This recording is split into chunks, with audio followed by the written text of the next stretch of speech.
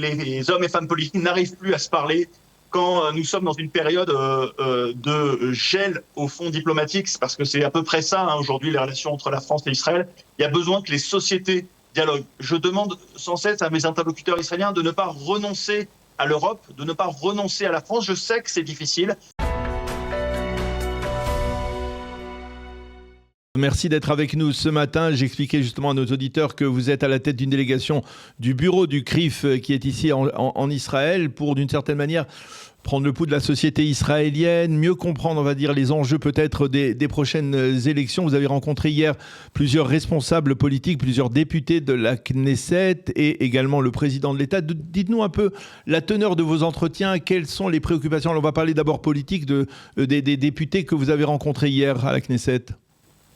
D'abord, c'est un moment qui est particulièrement important dans le dialogue entre la France et Israël parce que nous avons des élections qui arrivent en Israël le 27 octobre, mais il y a aussi un climat politique en France marqué par la perspective des élections présidentielles. Donc, il y a besoin que ces deux sociétés dialoguent, que ces deux, on va dire, instances politiques de part et d'autre dialoguent. Et on a vocation, je crois, à permettre un petit peu cet échange entre la France et Israël.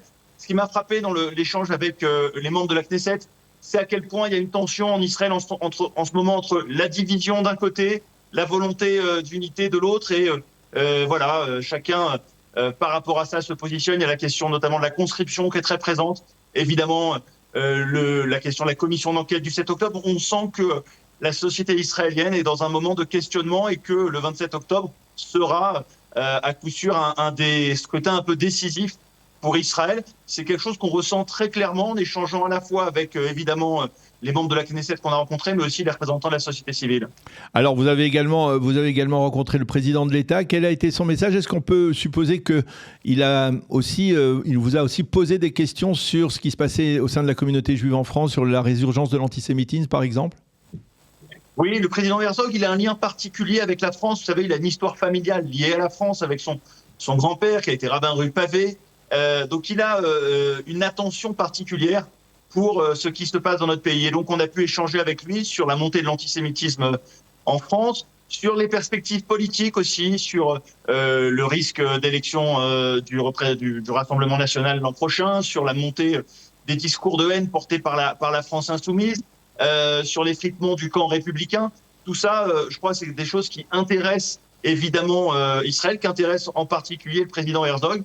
Et on a un dialogue régulier avec lui, puisque chaque fois que nous amenons des délégations en Israël, que ce soit des délégations d'ailleurs de représentants de la communauté juive ou des délégations de représentants non juifs de la société française, eh bien à chaque fois, il les reçoit avec un grand plaisir. Alors, qu'est-ce qu'il est important pour vous, Jonathan, de mettre en avant dans le cadre de ce séjour? Est-ce que vous voulez aller au-devant on va dire même de la société civile, au-devant des Israéliens, mieux comprendre un peu l'état d'esprit des Israéliens après 3 ans de guerre? Oui, vous savez, vu de France, très souvent, je constate que la société française, elle n'est pas dans la même temporalité que la société israélienne. Pour une partie de l'opinion publique française, au fond, le 7 octobre, c'est très très loin et ils ne comprennent pas que pour une partie des Israéliens, nous sommes encore le 8, le 9, le 10 octobre 2023 et qu'il y a besoin de temps pour que le traumatisme collectif puisse être réparé comme il pourra l'être avec évidemment un travail collectif.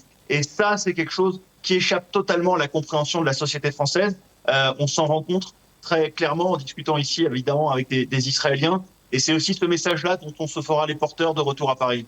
Alors, je sais que vous avez rencontré le ministre des Affaires étrangères, Gideon Sa'ar. Gideon Sa'ar qui a une position qui est, on va dire, nettement divergente par rapport à celle du CRIF et de la plupart des institutions juives de France concernant le Rassemblement national. Comment vous avez dialogué autour de ce dossier ? On a dialogué d'abord autour de la relation France-Israël plus largement. C'est un moment de tension très dur entre la France et Israël. Je crois qu'on est peut-être à un des plus bas historiques depuis la création de l'État d'Israël. Et malheureusement, la période qu'on vit ne semble pas s'arranger à très court terme.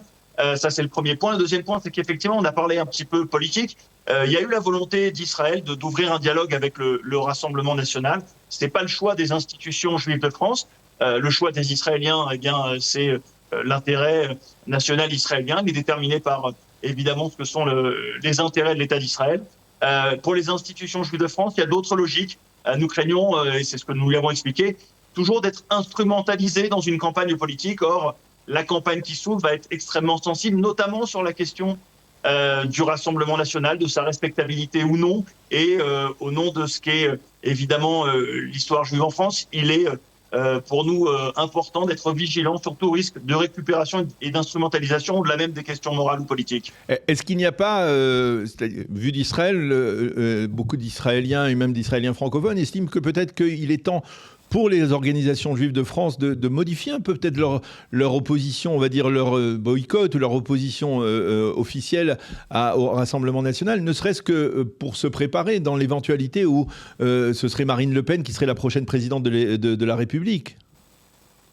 Alors d'abord, c'est une question qui est ouverte, qui est régulièrement posée dans les instances de la communauté juive. Aujourd'hui, la position de la communauté, la position des institutions, elle reste de considérer que le Rassemblement national est un parti populiste. Et étant un parti populiste, c'est un parti qui n'est pas bon pour le pays, n'est pas bon donc pour les Français juifs. Vous savez, dans l'histoire, les populismes n'ont jamais permis de régler les questions de montée de la haine, quelle qu'elle soit, et donc de l'antisémitisme en particulier. Notre crainte, c'est plutôt que dans un moment comme celui-là, nous soyons effectivement associés symboliquement au Rassemblement national, que demain ça puisse d'ailleurs être la source d'une nouvelle forme encore d'antisémitisme, où les Juifs seraient considérés comme responsables de l'arrivée au pouvoir de l'extrême droite. Donc tout ça sont des questions compliquées. On veille à être à la fois fidèle à ce que sont les valeurs du judaïsme, la tradition des communautés juives dans les pays dans lesquels ils vivent, et puis évidemment de ne pas être naïf, de continuer notre travail de sensibilisation, de pédagogie auprès des partis politiques sur la question du combat contre l'antisémitisme. C'est ça qui compte. Et puis, je le rappelle, le Rassemblement national n'est pas au pouvoir aujourd'hui. Pour l'instant, il fait partie évidemment des scénarios possibles, mais ce n'est pas certainement le scénario le plus probable pour l'an prochain. Alors justement, vous parliez des relations chaotiques aujourd'hui entre la France et Israël. Comment, par exemple, le CRIF peut influer? Est-ce qu'il a les moyens, on va dire, d'être peut-être de rapprocher, on va dire, les positions des deux parties, en sachant que Emmanuel Macron lui aussi est en fin de mandat et qu'il n'a peut-être pas d'intérêt à modifier aujourd'hui d'une certaine manière son approche qui a été, on va le dire, relativement hostile à l'État d'Israël au cours des dernières années?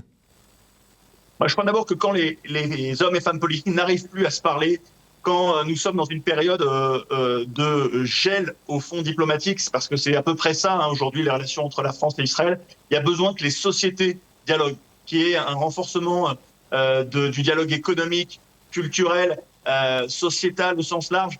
Il y a besoin que, au fond, les Français connaissent mieux Israël, comprennent mieux les Israéliens. Et donc, je demande sans cesse à mes interlocuteurs israéliens de ne pas renoncer à l'Europe, de ne pas renoncer à la France. Je sais que c'est difficile. Je sais qu'ils ont le sentiment d'être incompris, d'être parfois maltraités, très souvent par l'Europe. Je pense notamment aux dynamiques de sanctions qui visent Israël et qui sont inacceptables.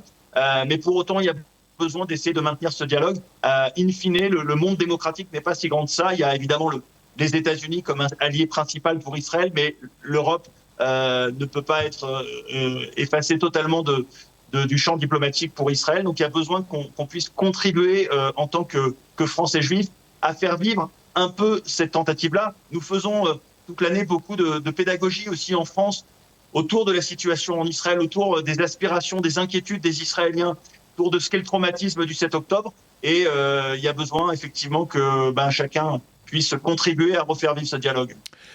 Eh bien, c'est très intéressant et c'est très important, toute cette action et cet investissement du CRIF également donc, dans ce dialogue. Merci beaucoup, Yonatan Arfi, d'avoir consacré une partie de votre temps à répondre à nos questions. Bonne continuation de ce séjour qui se termine, je crois, demain. Merci d'avoir été avec nous. Bonne journée. Merci.